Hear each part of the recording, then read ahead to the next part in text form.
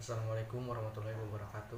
Perkenalkan, nama saya Sandi Pratama, NIM F121201106. Pada saat ini saya akan mendeskripsikan sebuah kristal sebagaimana tugas UTS dalam mata kuliah Krismin. Sebelum kita mendeskripsikan sebuah kristal, perlu kita ketahui apa itu kristal. Kristal adalah ilmu yang mempelajari sifat-sifat geometri dari kristal, terutama tentang perkembangan, pertumbuhan, kenampakan, bentuk, struktur dalam, dan sifat-sifat fisiknya. Pada saat ini saya akan mendeskripsikan sebuah sistem kristal dari sebuah mineral, yaitu mineral fluorit. Tentunya sebelum kita mendeskripsikan sebuah kristal, kita perlu mengetahui dulu apa-apa yang akan kita deskripsikan. Dalam hal ini yang harus kita deskripsikan yaitu sistem kristalnya, kelas kristalnya, bentuk kristal, unsur simetri, kelas simetri yang terbagi menurut HM dan SC, kemudian indeks Miller, dan contoh mineralnya. Dalam hal ini saya menggunakan mineral fluorit. Langsung saja kita mendeskripsikan kristal dari mineral fluorit. Di sini saya punya sebuah alat peraga. Ini adalah sistem kristal dari mineral fluorit.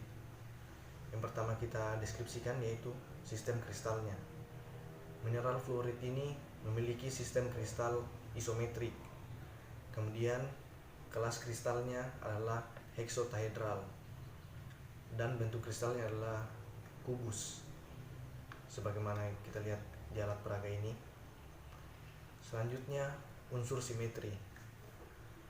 Unsur simetrinya yaitu 3A4, 4A3, 6A2, 9M. Sebagaimana yang kita lihat 3A4. 3A4 itu kita dapatkan dari melihat sumbu utamanya. Jadi jika ini sebuah kristal, dia memiliki sumbu utama yaitu sumbu A, sumbu B, dan sumbu C. Jika kita melihat sistem kristal ini, sumbu A nya itu yaitu sumbu yang mengarah ke depan, dan sumbu B yang ke samping, dan sumbu C yang dari atas ke bawah atau vertikal. Kemudian untuk melihat nilai 3A4 itu kita pegang di bagian sumbu utamanya, salah satu sumbu utamanya, misalkan sumbu C, kita pegang seperti ini. Kemudian nilai 3 itu kita lihat dari nilai sumbunya. Sumbunya ada 3 yaitu sumbu A, sumbu B, dan sumbu C. Kemudian A4, 4-nya itu kita lihat dari kenampakan yang muncul jika kita memutarnya 360 derajat dari sumbu utama. Misalkan kita pegang dari sumbu C, kemudian kita putar 360 derajat. Apakah ada kenampakan yang sama? Sebanyak berapa? Kita lihat 1, 2,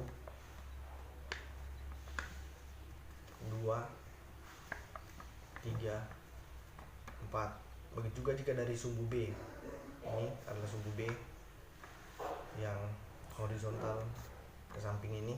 Jika kita pegang begini, kita putar 360 derajat. 1, 2, 3,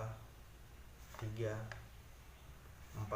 Begitu juga jika dengan sumbu A, maka dituliskan situ 3A4 karena 3 itu dari nilai sumbu dan 4 itu dari kenampakan yang muncul dari tiap sumbu itu. Kemudian 4A3. 4A3 itu kita lihat dari sudutnya.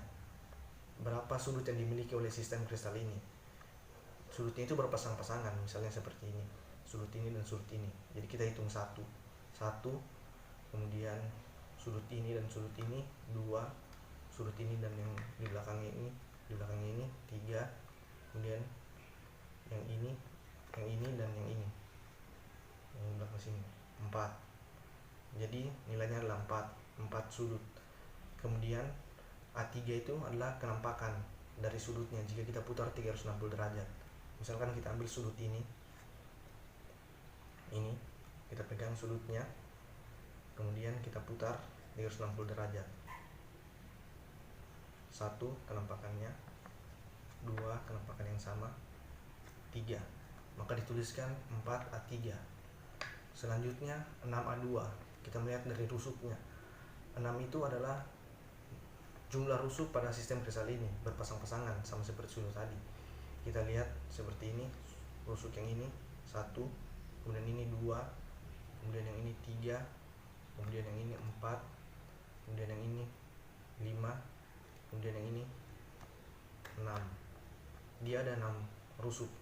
Kemudian A2 adalah kenampakannya. Sama seperti tadi, kita pegang di rusuknya, kita lihat, kita putar kenampakannya. Ini tidak sama, kita lihat kenampakannya 1 yang sama, ini tidak, kemudian 2. Jadi ada 2 kenampakan yang sama, maka dituliskan 6A2. Kemudian 9M. 9M itu adalah perpotongan yang mirror. Jadi jika kristal ini kita potong, maka dia akan menghasilkan perpotongan yang mirror atau memiliki sifat pencerminan atau sama. Jadi seperti ini, kita potong dari atas secara vertikal. Ini adalah bidang vertikal yang orange ini. Kita potong seperti ini. 1, 2, 3, 4, kemudian secara diagonal 5, 6, 7, 8, kemudian secara horizontal 9. Maka dituliskan 9M, karena jika kita potong seperti ini, jika dia terbelah, maka hasilnya akan sama seperti pencerminan. Kemudian setiap perpotongan itu harus memotong sumbu. Selanjutnya kita ke kelas simetri. Kelas simetri menurut HM atau Herman Manguin, di situ adalah 4/M. Kenapa bisa 4/M? 4 itu kita ambil dari nilai kenampakan yang muncul pada sumbu, dari nilai sumbunya. Jadi kita tuliskan 4. Kemudian M itu dituliskan jika ada bidang simetri yang tegak lurus sumbu utama. Jadi misalkan ini sumbu C, ini adalah bidang yang tegak lurus dengan sumbu C, maka dituliskan M. Mungkin juga bagian kedua 3/M, kita lihat dari nilai sudutnya, nilai kenampakan sudutnya 3, kita tulis 3/M. Mungkin juga dengan 2/M, kita lihat dari nilai rusuknya itu, kita 2, kita tulis 2/M. Selanjutnya kita melihat kelas simetri menurut SC. Di situ dituliskan OH. Kenapa OH? Karena nilai O itu dilihat dari sumbu C. Jika sumbu C bernilai 4, maka dia dinotasikan dengan huruf O.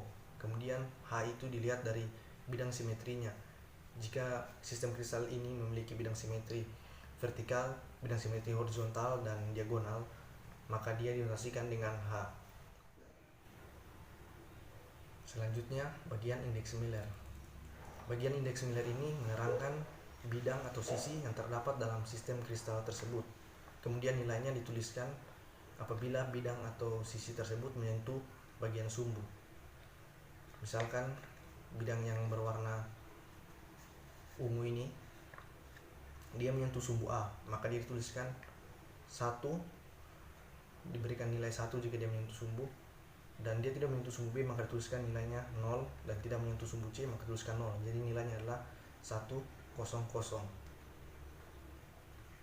Seperti itu untuk bagian indeks Miller.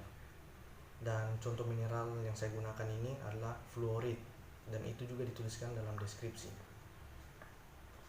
Oke, sekian dari saya. Saya ucapkan terima kasih, mohon maaf jika ada salah kata.